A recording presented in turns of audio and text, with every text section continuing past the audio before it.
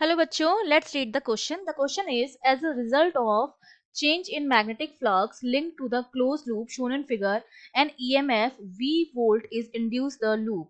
The work done in taking a charge Q coulomb once along the loop is. तो एक charge Q को इस loop के along ले जाने में हमें कितना वर्क डन करना पड़ेगा वो हमें बताना है। तो देखिए इस क्वेश्चन को करने के लिए हमारा जो की कॉन्सेप्ट रहेगा, की कॉन्सेप्ट में सबसे पहले तो हमें फैराडे लॉ से ये पता है, इलेक्ट्रोमैग्नेटिक इंडक्शन के फैराडे लॉ की अगर हम बात करें तो हम ये जानते हैं कि अगर किसी भी करंट कैरिंग ऑब्जेक्ट को हम मैग्नेटिक फील्ड में रखते हैं तो मैग्नेटिक फील्ड में रखने की वजह से उसके फ्लक्स में चेंज आता है और फ्लक्स में चेंज की वजह से एक ईएमएफ जो होता है वो इंड्यूस हो जाता है।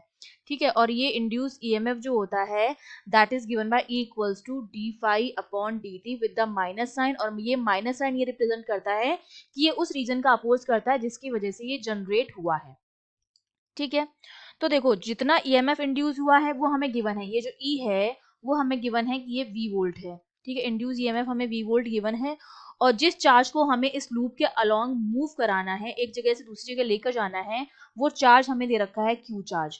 हम जानते हैं कि किसी भी चार्ज को, सपोज किसी क्यू चार्ज को एक पॉइंट से दूसरी जगह ले जाने के लिए जो वर्क डन करना पड़ता है वो हमारा क्या होता है, वो हमारा होता है पोटेंशियल, जिसको हम वोल्टेज भी कह सकते हैं। तो V जो होता है हमारा वो किसके बराबर हो जाएगा, W अपॉन Q। किसी भी Q चार्ज को एक पॉइंट से, ये 1 है ये 2 है, एक पॉइंट से दूसरे पॉइंट तक ले जाने के लिए जो वर्क डन करना पड़ता है दैट इज पोटेंशियल।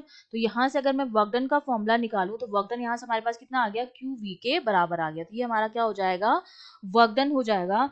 क्योंकि जब हम ये इंड्यूस जो इलेक्ट्रिक फील्ड होता है मैग्नेटिक फील्ड में चेंज की वजह से जो इंड्यूस इलेक्ट्रिक फील्ड होता है वो हमारा नॉन कंजर्वेटिव नेचर का होता है।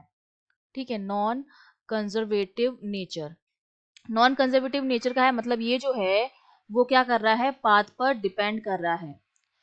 और जो कंजर्वेटिव होता है तो कंजर्वेटिव में वो जो होता है वो पाथ पर डिपेंड नहीं करता, वो इनिशियल और फाइनल पॉइंट पर डिपेंड करता है। तो उस केस में, कंजर्वेटिव के केस में, किसी भी लूप में जो वर्क डन होता है वो जीरो आता है, क्योंकि इनिशियल और फाइनल पॉइंट जो होते हैं किसी भी लूप के लिए वो सेम होते हैं। लेकिन यहाँ पर जो इंड्यूस इलेक्ट्रिक फील्ड है या इंड्यूस ईएमएफ जो है वो नॉन कंजर्वेटिव नेचर का होता है, पाथ पर डिपेंड करता है। तो उसके लिए जो वर्क डन आ जाएगा वो किसके बराबर आ जाएगा, क्यू वी के बराबर आ जाएगा। तो हमारा जो ए ऑप्शन हो जाएगा वो बिल्कुल करेक्ट हो जाएगा। I hope you understood well. All the best.